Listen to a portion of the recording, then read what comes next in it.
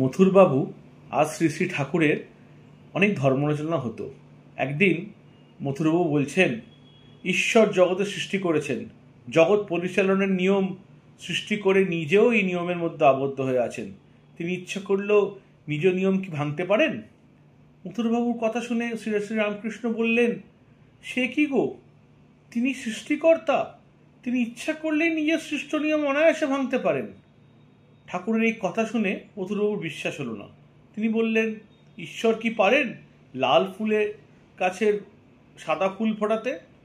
পরদিন দেখা গেল কালীবাড়ির বাগানে একটি জবা গাছের একটি বৃন্তে লাল ফুল ফুটেছে, আর অপর বৃন্তে ফুটেছে সাদা ফুল। লাল ফুলের কাছে সাদা ফুল দেখে শ্রী শ্রী রামকৃষ্ণ মথুরবাবুকে ডেকে বললেন, দেখো, ঈশ্বর ইচ্ছে করলেই নিজের নিয়ম ভাঙতে পারে। মথুরবাবু বললেন, হ্যাঁ বাবা, তোমার কথা না মেনে উপায় নেই।